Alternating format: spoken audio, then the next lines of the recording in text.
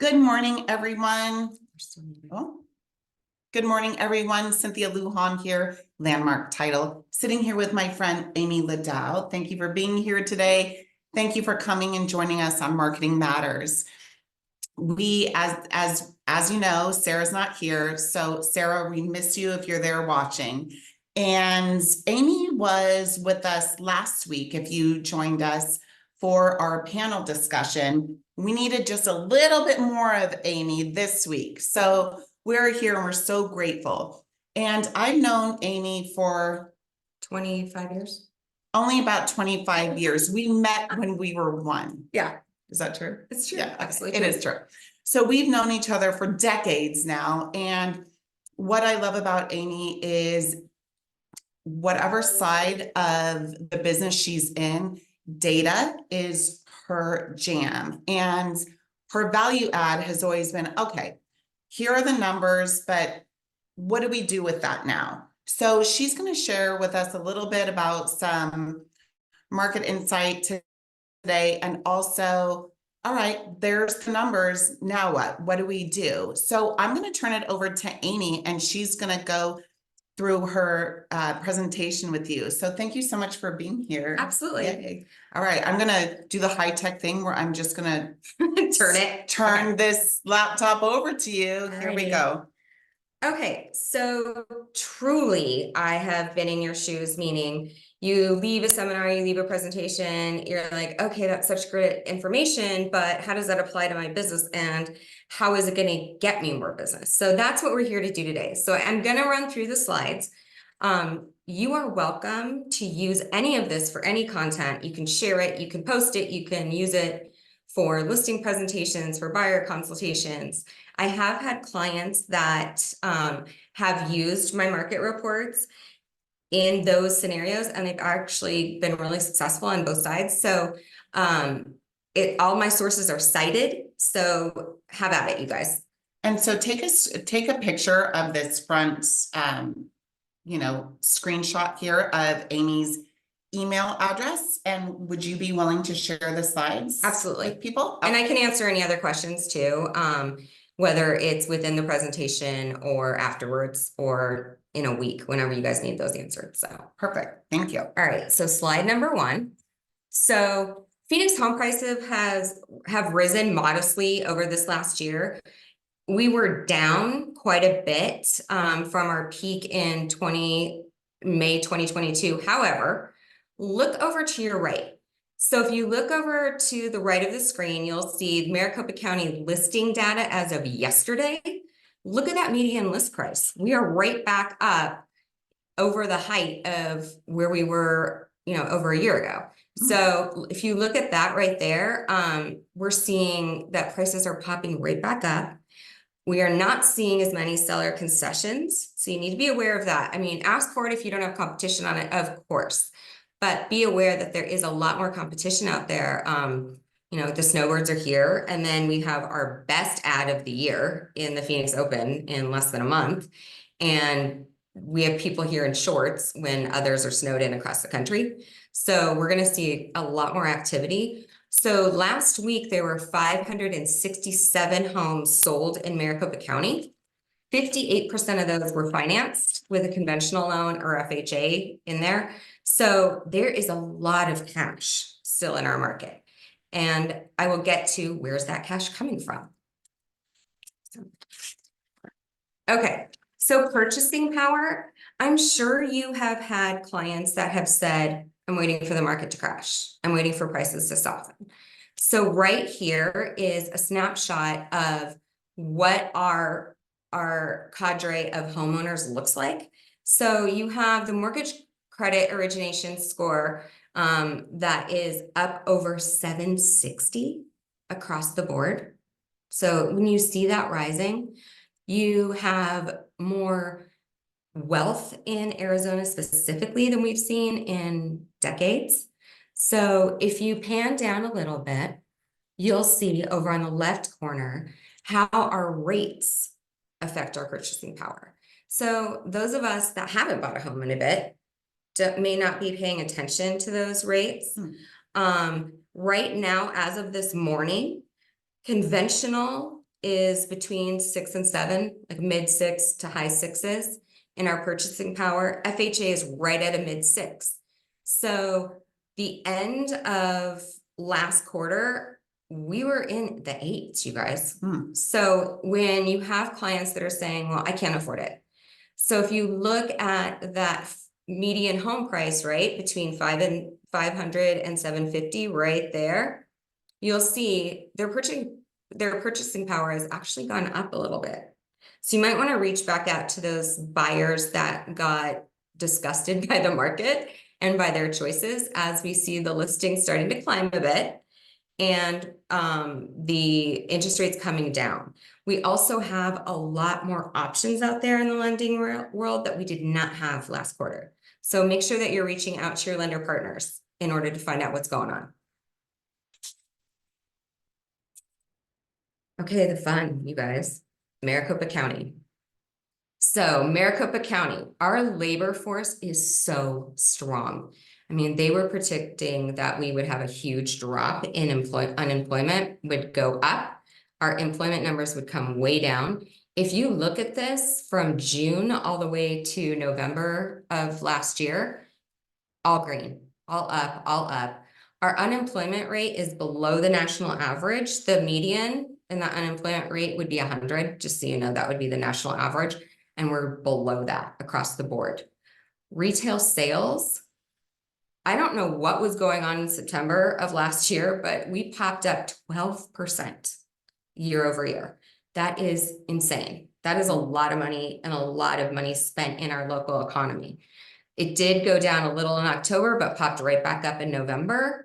We don't have December's numbers yet, but I imagine because of the holiday, it'll be there. They're not seasonally adjusted, just know that. So new housing units, those are not seasonally adjusted either. I want you to, I want you to look at the numbers of the single family permits. Okay, watch that, because that started to climb up and then it started dropping off again at the end of the year. So the other thing you need to know about the Arizona economy specifically is Arizona personal income growth decelerated the second quarter of 2023. And you might have seen those headlines across the board about, oh, we're losing money in Arizona.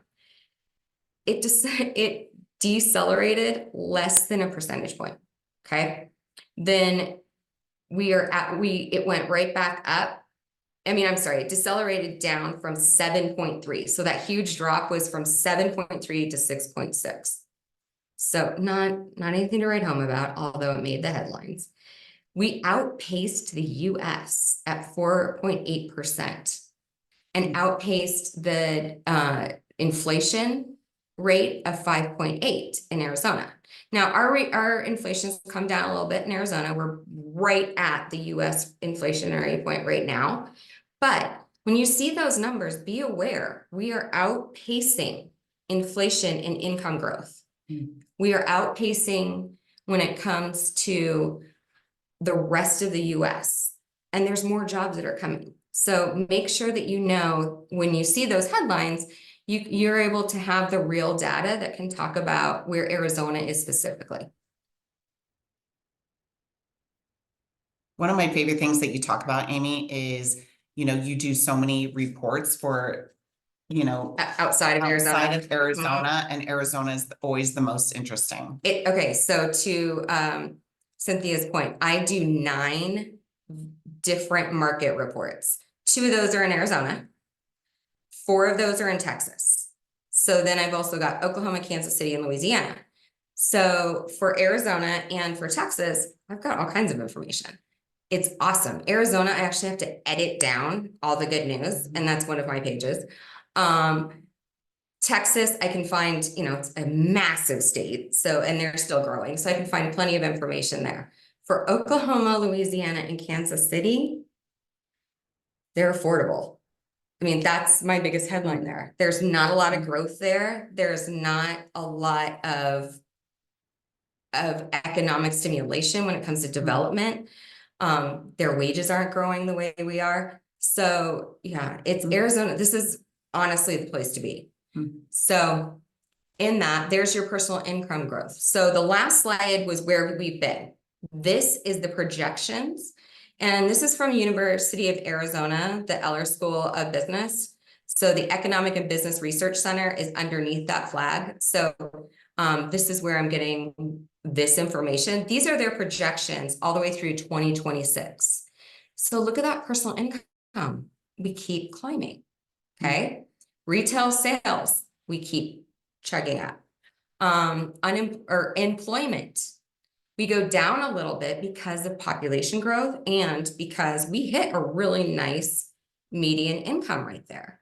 Our population, if you look at that next one right there, it's starting to slow a little bit. It's starting to slow a little bit, mostly because of affordability. So that'll be an interesting thing to see. Birth rates are down and marriages are also down. So in Maricopa County as a whole, we're seeing a dip in both of those areas.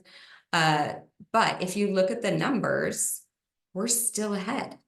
So our metro is rising in home values and rental rates as well, because look at those residential permits. That is our biggest concern. So that number keeps going down, down, down. And with our population growth, even if it stays moderate, we don't have enough homes right now. So our rental rates will be going up. Our housing prices will be going up. So when you have those buyers that keep alluding to the fact that they're going to wait till the prices come down, we don't see it happening. We see it actually going back up quite a bit because we're still affordable for most of the metros that are moving here. You ready to straw? I am. Okay, these are those good headlines. So I took just a snapshot. So this is only in the last 6 days. I picked these. So we were ranked #1 in the nation for manufacturing growth.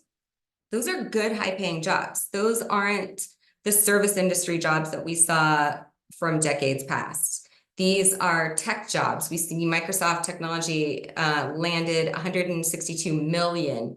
That's in governmental funding. So they're matching that. They're growing. We see Raytheon that got 345 million for Tucson. Okay, those jobs are expanding into Pinal and Maricopa County as well as the vendors that need to support some of these investments. So Arizona Commerce Authority and the economic partners successfully won over 95 competitive projects. That was just last year, creating more than $24,000 projected new jobs while investing over $10.3 billion. That number was readjusted this morning. We're seeing 45,000 more jobs coming here just for 2024. So we were placed in the top 5 for best states for business by Chief Executive Magazine. That was in May, and we were recognized as the in the top 5 states for innovation, and that was posted yesterday or 2 days ago. Scottsdale was named the best city for jobs in all of the US from Wallet Hub, and that they compare over 180 metros that have the metrics of lifestyle, availability for education, housing, job opportunities, and most importantly, the income. So right there, we were voted in Maricopa County, Scottsdale was ranked #1. So it's incredible. All right, now what, Amy? All right, now what do we do with all this fabulous information? Okay, I'm gonna cover some things where you're like, I know. CRM, you guys, get your contact management figured out, get it dialed in. It does not have to have every bell and whistle in the world. It needs to be something that you will use. That's it. You just need to make notes so that you remember what their kid's name is, that they have dogs, cats, they're not married, that, you know, whatever's going on in their household so that you don't step on yourself when you're talking to them. Also, it's the best way to refer back to what you need to follow up on. So you can set another calendar and say, okay, in 2 days, I need to get back to them on this. The best way to truly connect with your clients is to pick up the phone and call them. It's about anything. It doesn't matter. If calling someone completely freaks you out, send them a warm voice text, not a written text. They need to hear the emotion in your voice. be real, be interested. I mean, I've called Cynthia and been like, hey, I was just at Cost Plus World Market and saw all the miniature things, so I thought of you. I mean, just that alone will start a conversation. This is the most effective way. Don't ever pick up the phone and say, hey, I want to buy a house. I know you wouldn't do that, but that's not who you are, and that's not who they need you to be. So decide on a farming area and don't move. This is critical. So it doesn't matter where it is, it needs to make your heart sing. You need to be able to talk about it with authority and with passion. If you all know the names that are in markets, you're like, oh, I can't believe they just got another listing, or I can't, they do business a way I wouldn't do business. Well, that's because they picked an area and they didn't move. It's name recognition. Name recognition. We got it. So, of course, you're going to service your clients that are like, hey, maybe your area is in Chandler and they want to buy in Queen Creek or Gilbert. And of course, you're going to support them in their decisions and make sure that they're represented by the best you. But make sure you're putting money back into the feeding of your farm. The idea is to stain their brain with your name. So when they see you at the grocery store, when they see you with the just listed, at the open house, at your kids' school, at, walking down the bridle path, wherever you are in your area, they're like, oh, that's them again. That's them again. That's them again. That's what it takes. Social media. So social media, don't overthink it. It's just another way to chat and prove how smart you are and how fabulous you are. And the warmth and the interaction is more important than making sure every little piece is perfect and that you have a campaign for the next 20 weeks. Truly, that's the most important thing. Make sure that you're on 15 minutes in the morning, 15 minutes at night. That's plenty. And like and comment on your people's stuff, because it's in their brain, it's just they saw you again. You're paying attention. So again, the repetition is what's so important across the board. So you can use all of this content. Even if you don't agree with it, that's fine. Post it, share it, say, you know what, this is not my experience. I like this, I don't like this. What do you guys think? You have 10 pages of content just on this. Ask for the business. People that have used you want to help you. They know, like, and trusted you in their biggest transaction of their life. And usually it is fraught with all kinds of an emotion. It could be with a life change, happy or sad, babies, divorce, death, all these different things that have gone on. I know that in your shoes, you have been a counselor, you have been a psychiatrist, you have been a negotiator, you have been all the things that they need to be for that transaction in order for them to feel secure. So make sure you're asking for the business, because great people refer great people. But be aware, if they were awful, they will refer awful people to you. So, and then follow up right now. Don't overthink it. Follow up, follow up, follow up. Consistency beats innovation every single time. So if you are there for them, that's what they remember. Okay, so that's the basics. All right, we're going to get into the tools. So those of you that were on last week, I went over my story with HomeBot. So what HomeBot is, it's a third-party valuation tool on homeowners' properties. So it is not always spot on. What it does really well is it generates activity. It has an unsubscribe rate of less than 5%. For those of you like me that really struggle with consistency and systems, this is truly a set it and forget it situation. And you can even integrate video emails, so you can talk about what you can do in the marketplace, and if there's a hot topic that you want to get out to your database. Who to put in HomeBot, we're going to get there. How to use it, I'll let you know. So, all right, analytics. So I was not a great math student. I'm going to be very clear, until I took statistics. And then I was like, okay, this makes sense. I love taking the information that is so dry and non-applicable and figuring out how to use it. So if you look over to the right, these are all the people that are moving from Phoenix to Phoenix. From where? So this is only from October to December of last year. So number one was Los Angeles, and those are the numbers of people that came here. Okay, Seattle, San Francisco, Chicago, Portland, New York, and so on. So think about who you know in those areas. A lot of you probably came from those areas because they've always kind of been our feeder cities. Also, what companies are there in here that you might be able to tap into? And we're not talking about massive companies. These could be law firms. These could be doctor practices, because there's lots of them from Chicago to Phoenix. It could be other agents, other vendors in your area and where you came from. So think about that. And what else is in your hometown? And if you're here, why shouldn't they be here? I can find all of those homeowners. I can find those homeowners in Los Angeles, in Chicago, in Las Vegas, and I can find their contact information. So if you're looking to create a farm here locally, reach out to your rep at Landmark and talk to them about how to pull some of those lists. I can also help you cultivate who's going to sell their house next.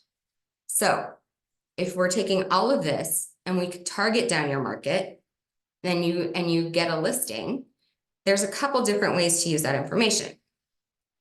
So if you're going to target your market, if you don't have a listing now and you can use your brokerage listings, we can do that too. So we can market to home buyers, home sellers in Phoenix, outside of Phoenix that are most likely going to move here before they even get here, before they've reached out to an agent. And we can talk about what they might be missing out by not buying a house now. So whether it's local or national, let's give them a little touch of FOMO. So go ahead and next one. Okay. All right, so I'm going to go through the specifics on HomeBot. So on HomeBot, it's not the prettiest slide, and I understand that, but I had to be able to illustrate all the different components that are going on. So if you look to the left, there's 5 properties.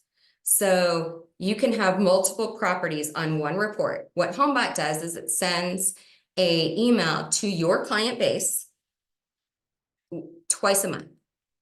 Once about the zip code, once about the home specifically, or their homes specifically. It brands for you. If you partner with the lender partner, the lender and you are both on there. What's important about this is every time the consumer clicks on one of these things. So let's take the first component, estimated value. If you go down, it says learn about home estimates, clicks on that. It's going to let the agent and the lender know, hey, Betty Sue has clicked on that. If they're clicking on what's for sale in their area, if they're thinking of selling, you have 3 strong selling signals. It's going to let the agent know that this consumer is thinking, maybe I should pull out some of that equity. Maybe I should sell a house. Maybe I should buy another home. So my story that I talked about last week is, so I get this report. I had one home. If you look down on the lower right, it said buy an investment property. So I called immediately my lender that put me on HomeBot. I was not in lending at the time.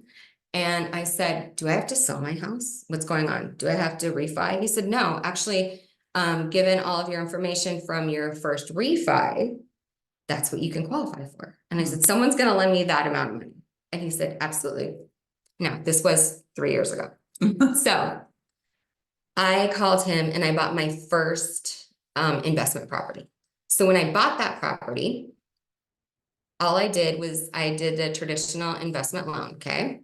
Then I needed to buy a home for my parents. My dad was ill at the time and I needed to move them closer to me. So went back to my lender and I said, okay, I have the 20% down. I gave them a price point.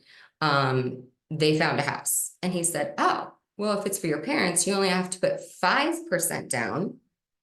It's considered another primary. It's a community loan. And I said, what? He said, if it's for your parent or your child, and there are some specific limitations to this loan, However, I did it and I bought my second property under that loan.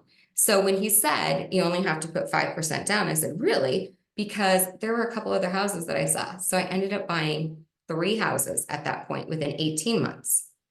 Then my dad passed, and unfortunately I inherited a property, which sounds great. Sounds great. It was a total hassle. But I also watched that estimation of the home on my home bond. Saw it go up, saw it go down. And I'm so grateful that I was able to sell that property, my parents' primary, and cash out and put that into an account to care for my mom. So as a widow, she's okay. She can go into a community later on down the road and she's taken care of. If I hadn't had that and I hadn't had this information, I would not have been able to make sure that she was set. So before any of this happened, I didn't know if I was going to retire one day. So now I have 3 income properties that are making, the mortgage payments are being made by the renters. They're appreciating. My primary, I can see where that is every single month and kind of think about what I might want to do with that, as I have 1 child left at home, 1 in college. So in a year and a half, I am going to be a strong seller that's signaling that I'm going to sell because I've got another child going to college. If I hadn't known about HomeBuy and I hadn't had this analytic and taken action when I did, I don't know where I'd be. So if you could work with a lender partner and an agent that drives the consumer to buy 3 more houses than they were ever expecting. Right. I mean, I'm so thankful for this product. So I'm a little obsessed with it. So I can talk to you individually about this one. I love this product. So now that I'm on the lending side, I utilize this daily. So, Sure. all right, analytics. So we can find a most likely to list homeowner from anywhere across the US. So if you reach out to me and we're working together and you're working with Landmark, what we can do is we can pull a list of those most likely to sell. My favorite story is I've been using this software. It is proprietary for 5 years. It has an accuracy rate of 80%, and emails and phone numbers come with our list. It's my favorite thing I've ever used. I've been on all sides of real estate, and this is not a shiny tool. It's excellent.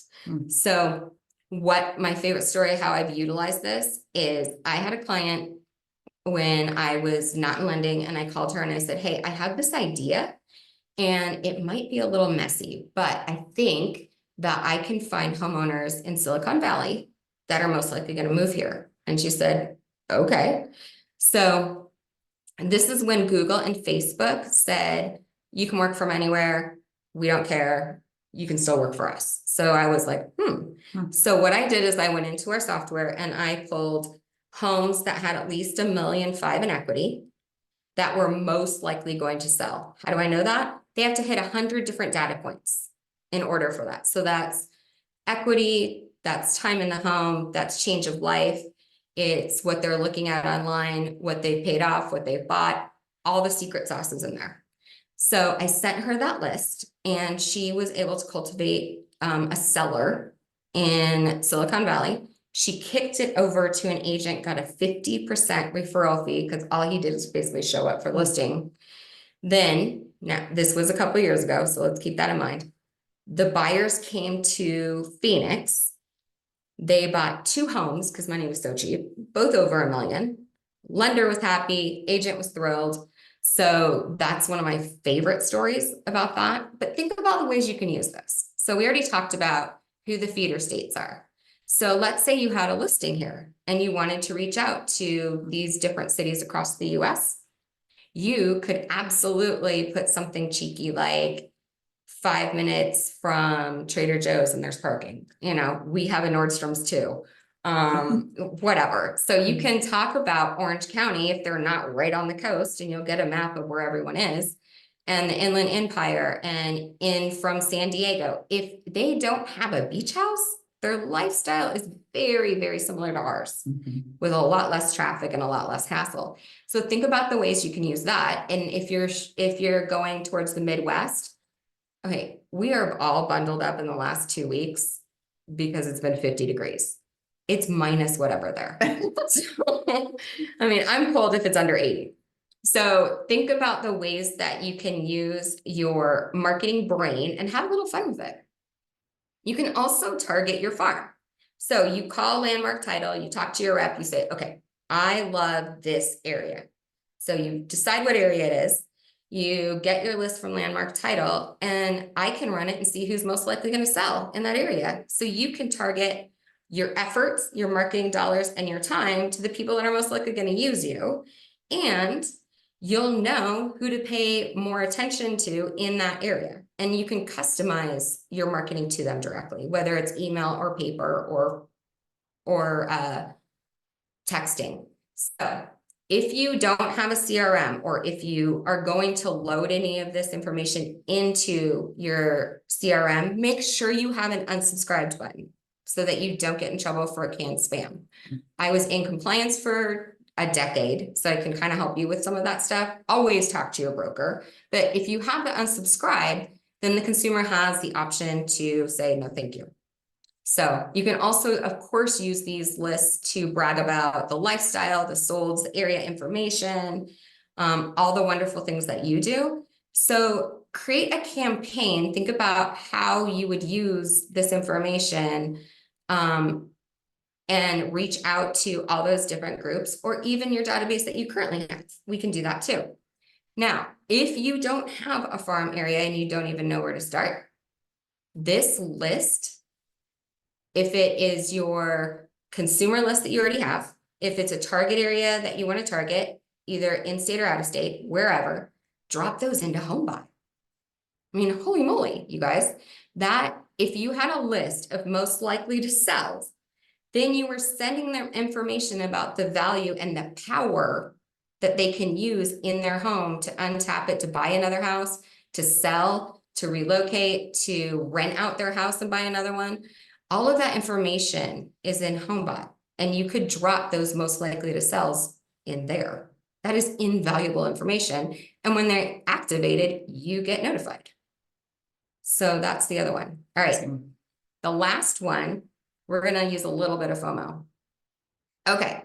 This is not the prettiest slide. So I used this, I created this for one of my loan officers in Texas. So what I need you to pay attention to is this feeds a bunch of different personality types all on one page. So on the right, you see a bunch of different charts about closing costs and the appreciation and the net and the return on your investment. So what I did is I was given the specific listing address and I popped it into one of our data sources called MBS Highway, and it's usually about lending. What I did is I looked up under real estate report card. What that did is that pulled up what the appreciation was for that specific address. So on the right is all the charts. On the top left, you'll see that little tiny green bar, and it says 3.8%. 3.84 Okay. average. So I popped that into the calculation.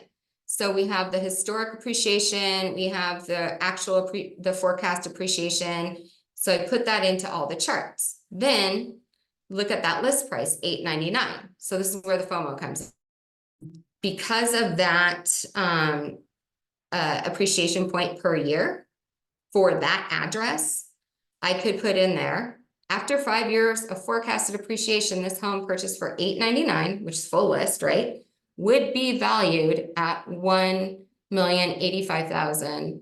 So what that does is the consumer goes, I don't want to miss out. In 5 years, I don't have to do anything and I can make that amount of money. So if we can tweak some of your listing data or your marketing outside, inside of Arizona, and you can talk about the appreciation rate. In California, they're going to look at that tax rate that we have that they don't have. We don't have some of the transfer taxes that they're now enjoying. Our infrastructure is pretty darn good comparatively. and you can still make money and live a great life, this is some of the ways that we can use this marketing.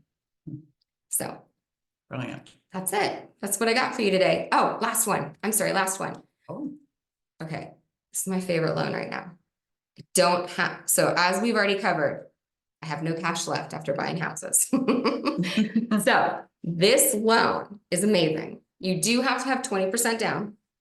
However, the property qualifies, not the buyer. So what does that mean? That means that if you can rent it for the mortgage payment or above, but mortgage payment is just fine. If you can make it cash flow, you can buy it. You can buy up to 10. So if you have enough liquid cash or assets that we can use in order to purchase, and you can find homes that will cash flow, and if they don't right now, they certainly will by the end of next year, given all of the data I just gave you. This is something that you might want to look at. So whether it's your primary, because you can do a cash out refi as well. There's all kinds of stuff going on in this loan, but this is my favorite one. When I have some cash, I'm gonna go buy more stuff. Thank you so much, Amy. I'm gonna scoot this over, look at high tech here. Thank you so much, Amy, for being here. Thank you for joining us. And it takes a village, right? So please lean on your business development managers here at Landmark Title. And we've got a lot of them for you.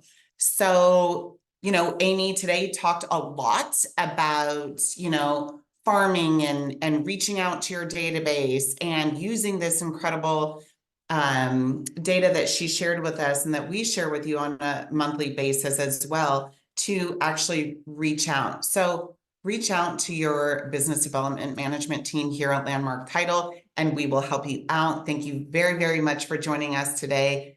Make today awesome. Bye.